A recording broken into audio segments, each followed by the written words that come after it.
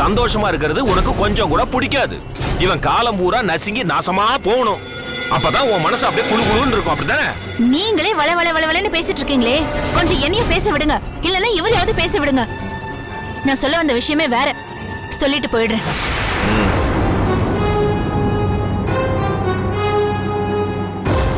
இன்னும் என்ன சொல்ல போற? அதான் சொல்லிட்டியே, கல்யாணத்தை நிறுத்த வந்தேன்னு.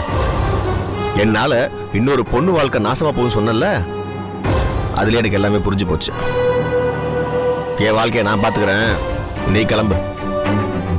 சாபாஸ்ரா மாப்பிள, இப்ப தாண்டா நீ ஆம்பளை, என் மாப்பிள. நான் ஏதோ உங்க மேல பரிதாபப்பட்டு காப்பாத்துறோன்னு ஓடி வந்து சொன்னேன். ரெண்டு பேரும் திமிரல பேசிட்டு இருக்கீங்கல்ல. பாடுறா மாப்பிள, உன் மேல பரிதாபப்பட்டு உன்னை காப்பாத்த வந்திருக்காங்களாம். அதாவது நீ இன்னொரு கல்யாணம் பண்ணிக்கிட்டா நீ உருப்படாம போயிடுவியாம். அதனால கல்யாணத்தை தடுக்க வந்தத இப்படி சொல்றாங்க. இதுக்கு முன்னாலதான் அந்த பொண்ணோட வாழ்க்கை நாசமாயிடக்கூடாதுன்னு சொன்னாங்க. ஆனா இப்போ உன்னை காப்பாத்த போறதா வந்து சொல்றாங்க. அரை நிமிஷத்துல எப்படி எப்படியெல்லாம் மாத்தி மாத்தி பேசுறாங்க பாத்தியா? எப்பா சாமி, உன்கிட்ட எத்தனை தடவை நான் பேசணும் அலைஞ்சிருப்பேன். உன் வீட்டுக்கு பல தடவை வந்திருக்கேன். வான்னு ஒரு வார்த்தை கூப்பிட்டியா? கோயம்பேடுல இருந்து கொடைக்கானல் வரைக்கும் உன்கிட்ட பேசணும்னு ஓடி வந்தேன். என்ன கொஞ்சமாச்சும் மதிச்சியா? இப்ப நீ சமரச பேச வந்த உடனே நான் வாயை பொத்திக்கிட்டு பவ்யமா ஒட்ட கேட்டுட்டு இருக்கணுமா? முடியாது. நீ எல்லாம் திருந்த மாட்ட, திருந்தவே மாட்ட. முக்கியமான விஷயம் பேசணும்னு உன் இடத்துக்கு இறங்கி வந்து நான் சொன்னதும் தலைமையில ஏறி உட்கார்ந்துக்கிறல. கடைசியா கேக்குறேன், இது ரொம்ப முக்கியமான விஷயம், தயவு செஞ்சு கேளு. இன்று போய் நாளை வா. என்ன? என்னம்மா சுத்த தமிழ் புரியலையா உனக்கு? இன்னைக்கு போயிட்டு நாளைக்கு வான்னு சொல்றான். அட என்ன முறைக்கிற, இன்னும் புரியலையா? இன்னைக்கு அப்பிட்டு நாளைக்கு ரிப்பீட்டுன்னு என் மாப்பிள்ள சொல்றான். அதாவது ஈ ரோஜிக்கு போய் ரேப்புக்குறா. இது தெலுங்கு. எக்கேடோ கெட்டு நாசமா போங்க. எனக்கு என்ன? பாத்தியா திவ்யா? மாமா ஏதோ முக்கியமான விஷயம் சொல்ல வந்திருப்பா போல இருக்கு. நீ வேற கோவமா பேசி சூழத்து விட்ட. நானும் ஒரு வேகத்தை ஏதோ பேசி விட்டேன். பாவம் மாமா, திவ்யா ரொம்ப கோவமா போகுது. பாக்குறதுக்கு ரொம்ப கஷ்டமா இருக்கு மாமா. கடைக்கு வந்த காமாட்சிய இப்படி கோவப்படுத்தி அமிச்சிட்டிய. நான் போய் இப்பயே சமாதானப்படுத்துறேன். அவளுக்கும் கொஞ்சம் உறக்கிட்டோம். இப்ப நீ உடனே போனான்னு வச்சுக்க, அப்படியே உச்சாடி கோம்பல் ஏறி உட்காந்துக்குவா. அதான் இன்னைக்கு போயிட்டு நாளைக்கு வான்னு சொல்லிருக்கல, நாளைக்கு வர்றாளான்னு பாப்போம். மாமா நாளைக்கு வருவாளா? திமிரு அடங்கி நல்ல பொண்ணா மாறி இருந்தா நிச்சயமா நாளைக்கு இங்க வருவா. அதே அடங்கா பிடாரி திவ்யாவா இருந்தா வரவே மாட்டா. கரெக்ட் மாமா. அவ திருந்துட்டாளா இல்லையான்னு கண்டுபிடிக்கிறதுக்கு இது ஒரு டெஸ்டாவே இருக்கு. ஆமா, அவ பாஸ் ஆகறாளா ஃபெயில் ஆகறாளான்னு நாளைக்கு பாரு பாரு. அறிவு கட்ட மனுஷன், அறிவு கட்டவன் முட்டாள்.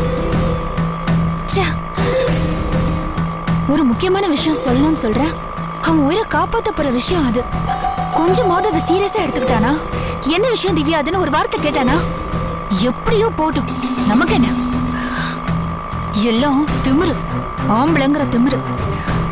அவனுக்கு மட்டும்தான் திமிரு இருக்குமா?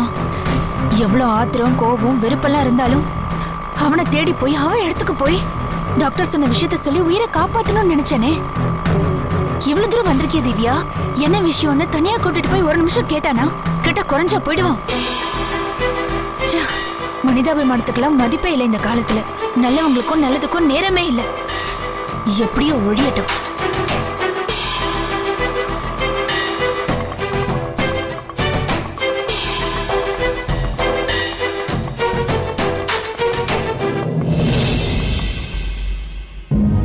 மேடம் வண்டி பஞ்சர் ஆயிடுச்சு, ஆணி ஏறிடுச்சு. நீங்க வேற வண்டி பாருங்க மேடம். சரி என்னங்க, எல்லாம் என் நேரம்.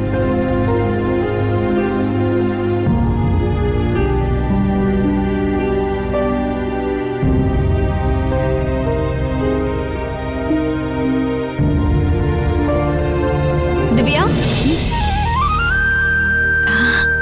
ஏய் என்ன இந்த பக்கம்? மறுபடியும் நம்ம ரோட்லயே மீட் பண்ண வேண்டியதா இருக்கு. அதை ஏன் கேக்குற? ஒரு ஜென்மத்துக்கு பாவப்பட்டு வந்தேன், அதுக்கு பலனை அனுபவிக்கிறேன். புலம்பாதடி, போன தடவை மாதிரி இந்த தடவை எஸ்கேப் ஆக முடியாது சரியா? உங்ககிட்ட நிறைய பேச வேண்டியது இருக்கு. வா, ஏதாவது ஹோட்டல்ல உட்காந்து சாப்பிட்டுட்டே பேசலாம். சரி வா. ஆனா ஒரு கண்டிஷன், பில்ல நீ தான் பே பண்ணணும். அது சரி, ஹோட்டலுக்கு கூப்பிடுறது நீ, பில்ல நான் பே பண்ணணுமா? காலேஜ் டேஸ்ல இருந்து நீ இன்னும் மாறவே இல்ல. சரி வா போலாம். சார் ஒரு நிமிஷம். என்னங்க, இந்த செக் புக்கில் ராஜா நான் கையெழுத்து வாங்கி வச்சிருங்க. சரி சார். என்னது? திரும்பவும் மாதவன் வக்கீல் நோட்டீஸ் அனுப்பிச்சிருக்கான் சார். அட போயா, அவனுக்கு ஒரு வேலையே கிடையாதா? கேஸ் தான் போட்டுக்கன்னு சொல்லியாச்சுல, அப்புறம் எது கொரியர் அனுப்பிச்சிக்கிட்டு? இந்த தடவை ரேகா மேடமே வக்கீல் நோட்டீஸ் அனுப்பிச்சிருக்காங்க சார். ரேகா மேடம்? ஆமாம் சார்.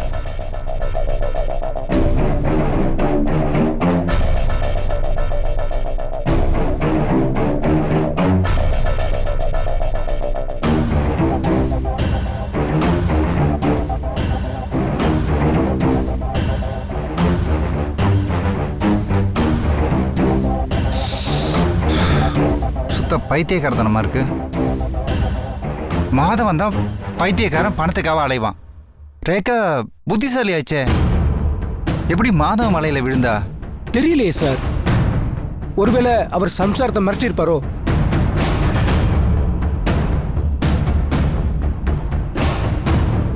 சரி, நீங்க போங்க, நான் பார்த்து. Okay sir.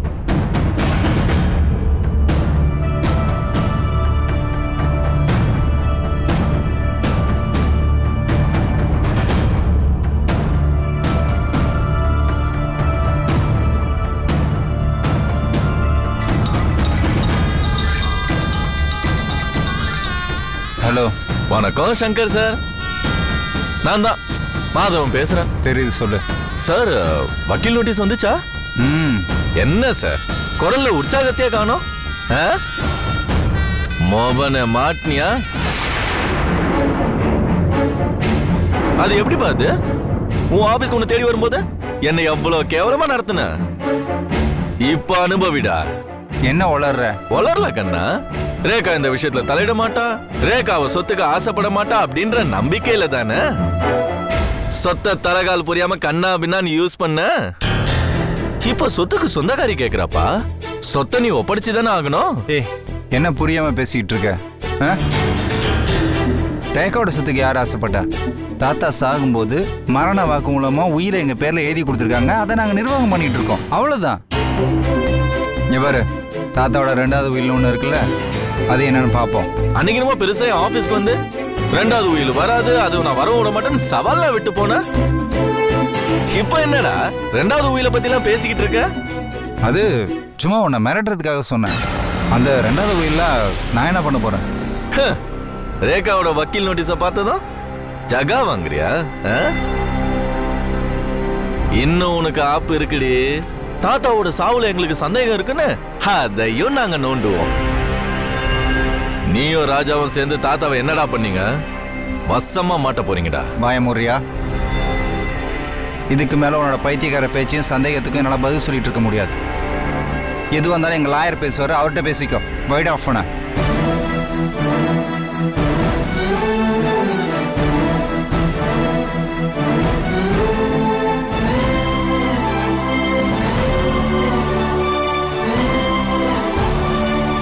உன்னை நாசம் பண்றேன்டா. தாத்தாவோட சொத்து எனக்கு தான்.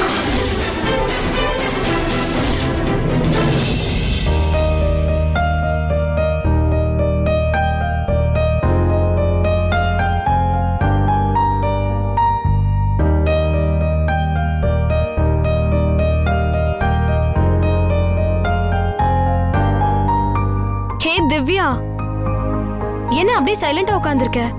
பார்த்து எத்தனை வருஷம் ஆச்சு? அன்னைக்கும் ரோட்ல அப்படியே பார்த்துட்டு பாதியில எஸ்கேப் ஆயிட்ட. இன்னைக்கு பேசலான்னு ஹோட்டலுக்கு கூட்டிட்டு வந்தா ஒண்ணுமே பேசாம அப்படியே அமைதியா உட்கார்ந்திருக்க. என்ன பேசுறது? உன்னை பத்தி சொல்லு, இல்ல என்ன பத்தி கேளு. என்ன பத்தி சொல்ல என்ன இருக்கு? சரி, அப்ப நான் சொல்றேன். என்ன வந்து அன்னைக்கு பொண்ணு பார்க்க போறாங்கன்னு சொன்னல, அத பத்தி எதுவும் கேட்கவே இல்ல. கேக்கலன்னா நீ என்ன விடவா போற? கரெக்ட், விடவே மாட்டேன். ஹே, அவரை மாதிரி ஒரு ஆளை நான் பார்த்ததே இல்லடி. முதல்ல அந்த ஆளை பார்த்த உடனே பயங்கர டென்ஷன் ஆயிட்டேன். நல்லா அரிசி மூட்டை கணக்கா ஆளு கருப்பா குண்டா அப்பா. அப்போ கருப்பு தான் எனக்கு பிடிச்ச கலர்னு பாட வேண்டித்தானே? அவர் உள்ள வந்தப்போ என்னவோ எனக்கு அப்படி பாடணும்னு தோணல. ஆனா அவர் என்கிட்ட ஒரு 10 நிமிஷம் பேசிட்டு வெளியே போனதுக்கு அப்புறம் அந்த பாட்டை தவிர வேற எனக்கு எதுவுமே தோணலடி. அப்படியா? ஆமா Divya, such a gentleman character, what a dynamic personality. அடேங்கப்பா. நிஜமாதான் திவ்யா, நான் எந்த ஆம்பளையும் பார்த்து அவ்வளோ ஈஸியா இம்ப்ரெஸ் ஆக மாட்டேன்னு உனக்கு தெரியும்ல. ஆமாமா, காலேஜ்ல மிஸ்டர் காலேஜ்னு பட்டம் வாங்கினவன் காதலையே வேணான மூக்க உடைச்சு அனுப்பினவ தானே நீ? எக்ஸாக்ட்லி. முதல்ல இந்த கல்யாணத்துல எனக்கு சுத்தமா இன்ட்ரெஸ்ட் இல்ல. ஏதோ எங்க அப்பா என்ன கம்பல் பண்றாரே நான் சும்மா தலையாட்டி வச்சேன். ஆனா அன்னைக்கு வந்து பேசினதுக்கு அப்புறமா தான் தெரிஞ்சிச்சு அவர் ஒரு டைவர்ஸ் கேஸ்னு. இது வேறயா? ஏய், உனக்கு என்னடி குறைச்சல்? எதுக்கு இந்த மாதிரி டைவர்ஸ் கேஸ் எல்லாம் ஒத்துக்கிற? முதல்ல நானும் அப்படிதாண்டி நினைச்சேன். ஆனா பாரு, அவர் வந்து ஒரு 10 நிமிஷம் மனசை விட்டு பேசினாரு பாரு, அப்படியே டோட்டலா அவர் மேல கரைஞ்சு உருகி சரண்டரே ஆயிட்டேன்டி. ஏய், நீ என்ன பைத்தியமா? ஆமா, இப்ப அவர் மேல நான் பைத்தியமா தாண்டி இருக்கேன். அப்படி என்ன இம்ப்ரெஸ் ஆன? ஹே, அவர் வந்த உடனே சொன்ன முதல் வார்த்தை, தயவு செஞ்சு என்ன மறந்துரு, நான் கொஞ்சம் கூட உனக்கு தகுதியான ஆளே கிடையாது, இந்த கல்யாணம் நடக்காது, என்னால என் பொண்டாட்டிய மறக்கவே முடியாது, சட்டத்துக்கு தான் நாங்க டைவர்ஸ் ஆனவங்க, ஆனா எங்களுக்குள்ள 7 ஜென்ம பந்தம் இருக்கு, அதை யாராலையும் பிரிக்க முடியாதுன்னு சொன்னாண்டி. ஒரு மனுஷன் தன்னை வேண்டான்னு உதறிட்டு போன அந்த ராட்சசி மேல இவ்ளோ பாசமாவா இருப்பா? அவர் சொன்ன ஒவ்வொரு வார்த்தையிலையும் அப்படியே வெயில வச்ச ஐஸ்கிரீமா உருகிட்டேன்டி. எவ்ளோ நல்ல மனுஷனா இருந்தா இப்படி உண்மையை சொல்லிருப்பாரு என்கிட்ட. சரி, நம்ம வேற ஏதாவது பேசலாமா? சரி, அப்ப உன்னை பத்தி ஏதாவது சொல்லு. உன் விஷயம் எதுவுமே சொல்லாம அப்படியே அமுக்குனியா இருக்கியே. அன்னைக்கே உன் கழுத்துல நான் தாலிய பார்த்தேன், தோ இப்ப அது தாலி நல்லாவே தெரியுது. அன்னி கேட்டப்ப ஏதோ கோவில் கயிறு அது எதுன்னு சொல்லி சமாளிச்சுட்ட. இப்ப பதில் சொல்லாம அப்படியே இருக்கியே. இன்னைக்கு நான் உன்னை விட போறதா இல்ல, சொல்லு. உன் தாலிக்கு சொந்தக்காரன் யாரு? என்ன சொல்ற? அவரும் பாக்குறதுக்கு தோ உன் ஆளை பத்தி சொன்னியே அப்படிதான் இருப்பாரு, கருப்பா குண்டா. அப்புறம் ஆனா என்ன, வாயை திறந்த பொய், அந்த ஆளை நம்பவே முடியாது. ஏய், என் ஆள் அப்படிலாம் கிடையாதுடி. உன் ஆளை என் ஆளோட எல்லாம் கம்பேர் பண்ணாத. சரி, மேல சொல்லு. நான் என்ன இங்க கதையா சொல்லிட்டு இருக்கேன்? மேல சொல்லு மேல சொல்லுன்னு. அந்த ஆளு ஒரு நம்பிக்கை துரோகி, அவ்வளவுதான். அதுக்கு மேல சொல்றதுக்கு ஒண்ணும் இல்ல. ஏய், சும்மா சொல்லுடி. என்ன ஜோதி, எத்தனை வருஷம் கழிச்சு நம்ம பாத்திருக்கோம். எனக்கு பிடிக்காத விஷயத்தை பத்தி எதுக்கு கேக்குற? என் கல்யாணம் ஒரு சூழ்நிலையில அவசர அவசரமா நடந்து முடிஞ்சிருச்சு. நானே எல்லாத்தையும் மறக்கணும்னு நினைக்கிறேன். தயவு செஞ்சு சும்மா அதை பத்தி கேட்டுட்டு இருக்காத.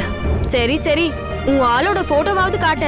ஏய், கல்யாணமே பிடிக்கலங்கிற அந்த ஆளோட போட்டோ என்கிட்ட எப்படி இருக்கும்? சரி சரி சரி இரு, அப்ப என் ஆளோட போட்டோவை பாரு. இல்ல பரவாயில்ல விடு. ஏய், உன் கல்யாணம் தப்பா போயிடுச்சுன்னா எல்லாரோட கல்யாணமும் அப்படி ஆயிடும் நினைக்கிறியா? எல்லாருக்கும் ஒரே மாதிரி வாழ்க்கை அமையாது திவ்யா. அது வாஸ்தவம் தான், நான் அதுக்காக சொல்லல. சரி, அப்போ என் ஆளோட போட்டோவை பார்த்து எனக்கு ஒரு ஆல் தி பெஸ்ட் சொல்லு. நீ ஒன்னும் குறைஞ்சிட மாட்ட, சரியா? சரி காட்டு. இவர்தான் எங்க அப்பா எனக்காக பார்த்து வச்சிருக்க மாப்பிள்ளை, என் கனவு கண்ணன். பாரு.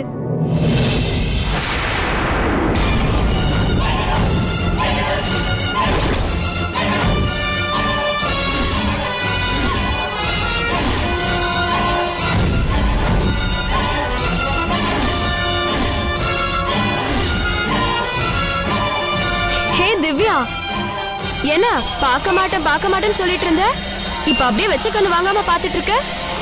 சரி சரி, ரொம்ப ஓவரா பார்த்து என் ஆள் மேல கண்ணு போட்டுறாத. ஒரு நிமிஷம் இரு, வாஷ்ரூம் போயிட்டு வரேன்.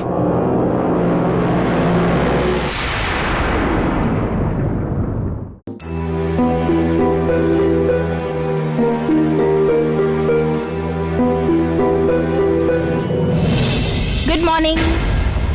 அட, நீங்களா? எப்போ வந்தீங்க கொடைக்கானல்ல இருந்து? அது நேத்து தான். என்னங்க ஊரெல்லாம் உங்களை பத்தி ஒரே பேச்சா இருக்கு. உங்க வீட்ல இருந்து பணம் நகை எல்லாம் காணாம போச்சா? ஆமாங்க, கிட்டத்தட்ட 100 பவுன் நகை, 20 லட்சம் ரூபாய் ஆகும். எல்லாத்தையும் கொள்ளையடிச்சிட்டானுங்க. என்னங்க சொல்றீங்க? அவ்வளவு நகை வச்சிருந்தீங்களா? நான் என்ன பொய்யா சொல்றேன்? ஏன் கொடைக்கானல் எங்க இருந்தீங்க? நான் உங்களுக்கு ஃபோன் பண்ணேன், உங்க அண்ணன் தான் எடுத்தாரு. அவரும் கொடைக்கானல் தான் வந்திருந்தாரு. அவர் உங்களை பார்த்ததா சொல்லவே இல்லையே. அது நான் ஒரு சொந்த கேஸுக்காக போயிருந்தேன். அதுக்குள்ள அபிஷியலா ஒரு அக்யூஸ்ட பிடிக்கிற வேலையை கொடுத்துட்டாங்க. அது வெளியில சொல்ல முடியாத ஒரு சீக்ரெட் ஒர்க். அதனால தான் உங்ககிட்டயும் அண்ணன்கிட்டயும் நான் சொல்லல. இல்லனா உங்ககிட்ட நான் போய் சொல்வேனா? நீங்க என் உயிராச்சே. உங்க கூட கொடைக்கானல் போறதுக்கு எனக்கு ஆசை இல்லையா? அந்த நேரம் பார்த்து 3 திருட்டு பசங்க என் வீட்டுக்குள்ள பூந்து வீட்டையே நாசம் பண்ணிட்டானுங்க. பீரோவை கள்ளச்சாவி போட்டு திறந்து 100 பவுன் நகைய அள்ளிட்டு போயிட்டானுங்க. அந்த சம்பவத்துக்கு அப்புறம் வீட்டுல தனியா இருக்கிறதுக்கு எனக்கு பயமா இருக்குங்க. இது வரைக்கும் நான் இந்த மாதிரி பயந்ததே இல்ல. நீங்க அடிக்கடி என் வீட்டுக்கு வந்துட்டு போங்க. நீங்க என் கூட இருந்தா எவ்வளவு தெம்பா இருக்கும் தெரியுமா? என்னங்க நீங்களே ஒரு போலீஸ்காரங்க, நீங்க போய் பயப்படலாமா? நானும் ஒரு பொண்ணு தானே. அந்த ஆங்கிள் நீங்க ஏன் யோசிக்க மாட்டேங்கிறீங்க? சரி, நீங்க என் ஃப்ரெண்டு. உங்களுக்கு ஒரு கஷ்டம்னா நான் வராம இருப்பேனா? நேரம் கிடைக்கும் போது நானே வரேன். அப்போ இன்னைக்கு நைட் வருவீங்களா? ஏங்க, அது எப்படிங்க முடியும்? சரசு வீட்டுல இருக்கா. அதான் அவ கூட கொடைக்கானலுக்கு ஜாலியா போயிட்டு வந்தீங்களே, சந்தோஷமா இருந்தீங்கல்ல? வைஃபை கூட்டிட்டு ஹனிமூன் போனீங்களாமே, இது நியாயமா? நான் தானே உங்க கூட வந்திருக்க வேண்டியவா. அட, அந்த வயிற்றுல ஏங்க கேக்குறீங்க? நானே எங்க வீட்டுக்கு தெரியாம பயந்து பயந்து பொண்டாட்டி தனி கொடுத்துன்னு வச்சிருக்கேன். போலாமா வேணாமான்னு ரொம்ப யோசிச்சு கொடைக்கானல் போனா அங்க என் தங்கச்சியும் உங்க அண்ணனும் வந்து நிக்கிறாங்க. எப்படி இருக்குன்னு யோசிச்சு பாருங்க. ஐயோ பாவம் நீங்க. அப்பயும் நான் சும்மா விடல. நீ எப்படி ஆகாஷ் கூட கொடைக்கானல் வரலான்னு செம்ம ரைடு விட்டுட்டேன். எதுக்குங்க இவ்ளோ டென்ஷன் ஆகுறீங்க? திவ்யா உங்க தங்கச்சி, ஆகாஷ் என்னோட அண்ணன். இவங்க கொடைக்கானல் வந்ததுல என்ன தப்பு? நான் அங்கே இருக்கேன்னு சொன்னதுனாலதான் அவ வந்தா. ஏன் வரக்கூடாதா? வரக்கூடாதாவா? என்னங்க பேசுறீங்க? அவங்க என்ன சும்மா ஊர் சுத்தவா வந்தாங்க? இல்ல உங்களை மாதிரி ஹனிமூன் கொண்டாட வந்தாங்களா? நாங்களாம் சேர்ந்து ஒரு கம்பெனி ஆரம்பிக்க போறோம். அதுல திவ்யாவும் ஒரு பார்ட்னர். வேலை விஷயமா ஆர்டர் பிடிக்கிறதுக்காக வந்தாங்க. ஏங்க, ஏற்கனவே வாழ்க்கை கோர்ட்டு கேஸ்ன்னு போயிட்டு இருக்கு. இந்த மாதிரி நேரத்துல ஒருத்தரோட ஊரை சுத்தினா பாக்குறவங்க என்ன நினைப்பாங்க? அது சரி, ஊருக்கு எத்தனை காலம் தான் பயப்படுறது? நீங்க என் கூட தானே கொடைக்கானல் வரதா இருந்தது. அப்படி நாம ஒன்னா போயிருந்தா அதை யாராவது தப்பா நினைக்க முடியுமா? அது மாதிரி தானே இதுவும். ஆமா, கரெக்டா சரசுவ கொடைக்கானலுக்கு எப்படி கூட்டிட்டு போனீங்க? வேற ஊரே கிடைக்கலையா உங்களுக்கு? நாம போக ஆசைப்பட்ட ஊருக்கு நீங்க அவளை கூட்டிட்டு போவீங்களா? ஏங்க, நான் எங்க கொடைக்கானல் கூட்டு போனேன்? அவ தான் கொடைக்கானல் தான் போய் ஆகணும்னு ஒத்த கால நின்னா. நாம கொடைக்கானல் போற பிளான் சரசுவுக்கு தெரியுமா? என்ன, அவ ஆளை வச்சு உங்க வீட்டுல திருடுனா நினைக்கிறீங்களா? சும்மா கேட்டேன். ஏங்க, கொடைக்கானல் போற விஷயம் கடைசி வரைக்கும் எங்களுக்கே தெரியாதுங்க. சங்கர் தான் சரசு கிட்ட பேசி காருக்கு ஏற்பாடு பண்ணி தங்கருக்கு ஏற்பாடு பண்ணி எல்லா ஏற்பாடும் அவன் தான் செஞ்சான்.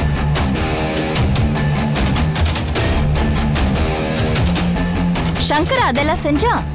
ஆமாங்க கவிதா, எங்களுக்கு ஒரு நயா பைசா செலவு கிடையாது. எல்லா ஏற்பாடும் அவன் தான்.